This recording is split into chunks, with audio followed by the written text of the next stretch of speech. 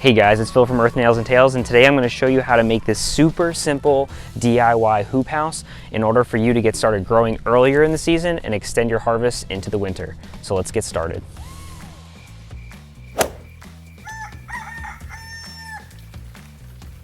So having these PVC hoops here are not only really good for your extending your harvest for before and after the growing season, but you can also leave these hoops installed during your growing season, and they can be used for shade cover, insect covers. So that way, if you have crops that are really get damaged by insects, we get brassicas, and our zucchinis and squashes have a really hard time sometimes. So we can use these hoops in order to throw those covers underneath during the season. And also, if we want to extend our season for our colder crop vegetables, such as like lettuce and spinaches, we can leave these hoops on and then throw a shade cloth over it, and then we'll be able to grow those longer into the summer since we have relatively hot temperatures here during the summer.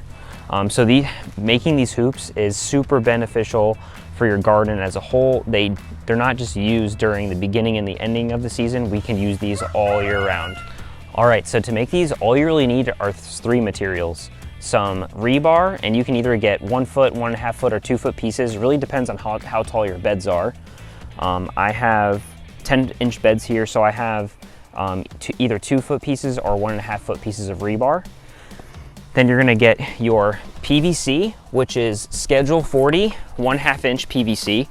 And I like to use these. They come in 10 foot pieces, and for our 4 foot beds, 4 foot wide beds, we're just basically gonna cut these in half to 5 foot pieces, and they're gonna fit over our beds just like you see here. One piece of PVC is basically going to make 2 smaller hoops, and obviously you can make them taller as well if you have a crop that needs a little bit more height. But since we're using these for our leafy greens and our earlier season crops, which aren't usually very tall, these lower hoops are gonna be perfect for that. And then lastly, we're gonna need our drop cloth here. And this is 7 mil drop cloth, 9 foot by 12 foot, and I'm gonna get into a little bit more on the details later, but this comes in a package of 6. So you'll be able to cover basically 6 4 foot by 8 foot beds with this. And this package was somewhere between $3 and $5. I don't remember off the top of my head, but I'll put a link in the description below. But I mean, that's a great deal. So to create one of these hoop houses is not very expensive. Pieces of rebar cost about $2.50, and you're gonna need 6 of these, because we make 3 hoops over the course of our 8 foot bed. So 1, 2, 3, 4, 5, 6 pieces of rebar. So that's $15. And then we need 2 pieces of 10 foot, 1/2 inch Schedule 40 PVC. And I like to use PVC just because it's easily bendable, and you can cut it to different lengths depending on what size your beds are. But we're gonna need 3 pieces of these. You're gonna have 1 5 foot piece left over, but you can use that for another bed if you make, and these are $2.50 a piece. So, and then with the drop cloth being about $5, so that's $15 for the rebar, another $5 for the PVC, so that's $20, and then another $5 for the drop cloth. And this is multiple pieces, that's 25 bucks. So with tax, about $30 to create a nice hoop house like this right here, which is totally worth it in terms of the accessibility or the maneuverability it provides you out here in the garden. So the first thing that I'm gonna show you how to do is install this rebar. And as I said before, we're gonna make sure that we install 6 pieces. So it's gonna be 1, 2, 3, 4, 5, and 6. And we always wanna make sure that we install one whole side first, and then we'll use that to bend it over, and I'll show you that right now. So getting the rebar into the soil is actually really pretty simple. I know this soil is really light and fluffy.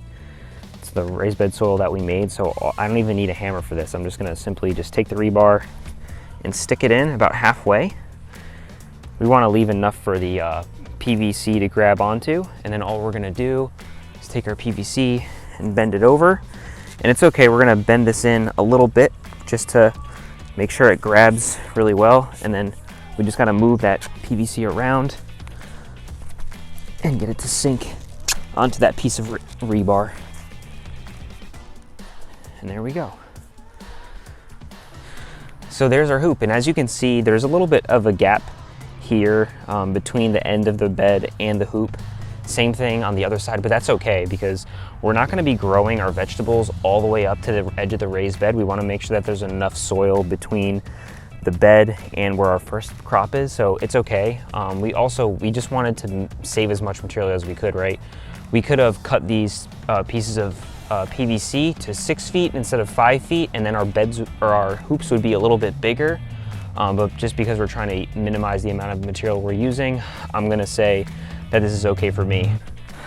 So cutting this stuff is actually super simple. All we really need is this hacksaw, and it's gonna make quick work of this PVC. So as you can see, I have one that's here that's already been bent because I was using it for a higher hoop house. But that's not really gonna be a problem. We're just gonna get it nice and as flat as we can. And then since these are 10-foot pieces, what we're gonna do, since we're trying not to, or use as much material as we possibly can without having waste, is just measure to the middle. So we're gonna measure our 5-foot mark. This doesn't have to be perfect either. We're not really gonna see these cuts at the end of the day. So here's our 5-foot mark. I'm just gonna leave my finger there. And then we're just gonna pull back with our hacksaw. And as you're cutting this, don't push the PVC down. Try to pull it up actually toward you. And that's gonna open up that gap in that PVC even more.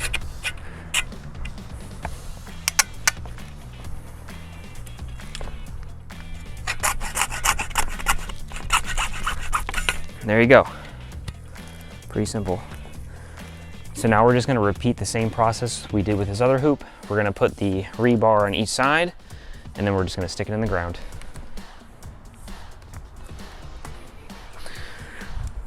So again, we've got our cut piece here. We're gonna just take I'm gonna show you another way to do it. We can just take our rebar and stick it in the PVC pipe before we stick it in the ground. So put one on that side, and then one on this side. So now we're set with our rebar, and now I'm gonna put one on one end just to make sure it's nice and secure. And then we're gonna use the leverage of this anchor point to bend the hoop over to where we want it on the other side. And there we go. There's our hoop. So now that we have our 3 hoops or our bends on, we're gonna lay our plastic, 7mm plastic over top, and then we'll see how it looks. All right, so I just wanna talk about our drop cloth real quick. And what we have is 7mm plastic drop cloth. It's clear plastic drop cloth. And this is gonna be the basically insulator for our hoop house here. And notice the dimensions are 12 feet or 9 feet by 12 feet. And this is important for our design of this bed because our beds are 8 feet long and they're 4 feet wide. So we wanna make sure that we're taking into consideration the fact that we're gonna have to pull the plastic over and down the side of the hoops here. So we don't want to pick a piece of plastic that's only the same length of our bed because then we're not going to have enough. So what I did, since these pieces are 12 feet long and I have an 8-foot bed, that gives me 4 feet to work with. So basically if I pull it even on either side of the bed, that gives me 2 feet on the front side of the bed to work with and 2 feet on the back side of the bed to work with. And as you can see here with these hoops, they are about 16 inches off the ground. So that's gonna give me a little bit more than half a foot extra that's gonna go past the bed, and I'll be able to use that. Make sure we have a nice seal along the soil line, which is what we want to keep that frost out. So that takes care of the 12-foot length and then our 9-foot length. So the 9 feet is gonna be the width of the bed. So since our beds are 4 feet wide, the 9 feet is gonna be plenty to cover it on the sides. So really make sure you're taking into consideration the size of the drop cloth you pick. And luckily, most people have 4-foot by 8-foot beds. I would say that's the most common bed size just because of the lumber we have. And this is a 6-pack of drop cloth. So I think you can easily make multiple hoop houses out of this set of drop cloth here. And I'll make sure I put a description in a link below in the video. So now all we're gonna do is take our drop cloth, and I have these handy clips here which fit right around my hoops here, and I'll make sure that I put a link to these in the description as well. These things are super nice.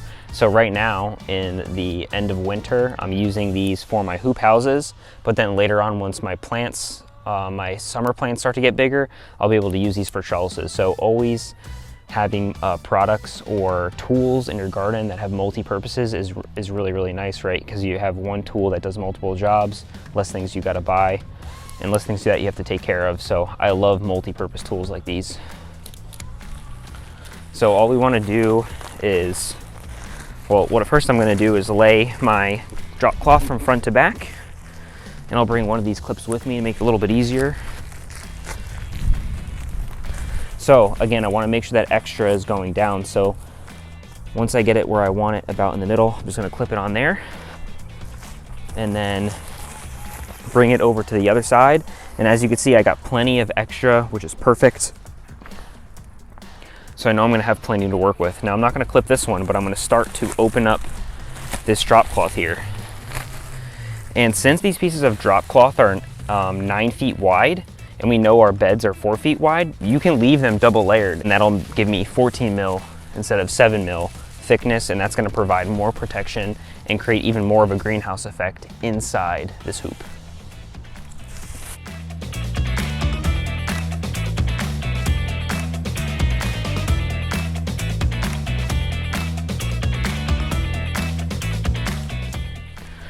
All right, so now since I have the general layout of the hoop here, what I wanna make sure is that I can have access or make sure that the plastic is touching the ground on every part of my bed here.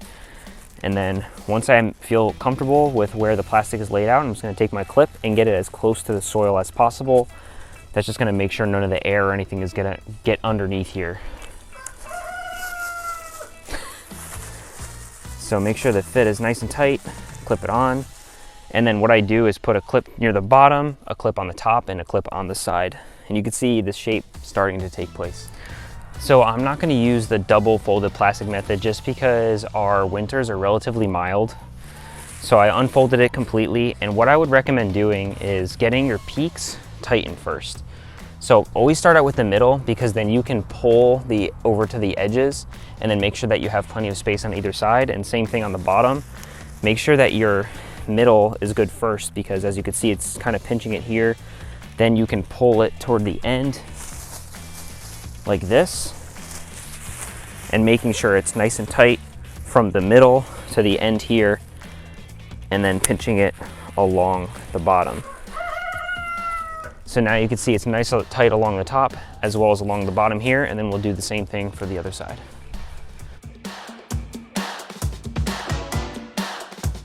So the last thing that I want to talk about is these overlaps here on the ends of your hoop house. And notice that there's some airflow going through here. You can see this moving. So during the day, that's what you want. And I would even recommend taking these and actually using your clips to clip them up here, because that's going to allow the essential airflow that you need through this hoop house. Sticking my hand in here, it's already very, very warm in here, and we literally just constructed this. It's probably anywhere between 15 and 20 degrees Fahrenheit warmer on the inside of this than it is on the outside, and that's exactly what we want. So having your ability to be able to clip these pieces up and have some nice airflow through here is going to keep your crops cooler during the day rather than getting fried by the sun in this greenhouse here.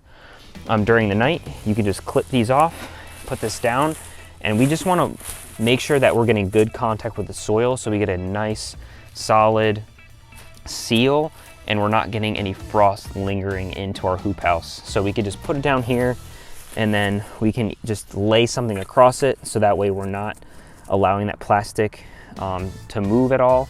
We can use some garden stakes, we can use a piece of wood, we can use some rocks. So you can use various things in order to accomplish this, but you definitely want to make sure that you do this at night before it gets too cold. That way you don't wind up killing your seedlings that you work so hard for. All right guys, well that about does it for today's video. I hope this gets you motivated to get out in the garden and start gardening even earlier in the season and even later into the season. This is a super cheap and effective method, as I said before, for you guys to just get out there and start gardening earlier, getting those sweet leafy greens or weeks or even months before everyone else. around your neighborhood. Being able to provide those things for your family and friends earlier on in the season is just gonna make you a superstar. So I hope you guys use these tools that we talked about today, and please make sure you like, subscribe, share. Lets us know that you guys are really loving and enjoying this content that we're creating for you. Again, my name is Phil from Earth Nails and Tails, and I hope you guys enjoyed as we continue to grow the gardener in you. Thanks for watching.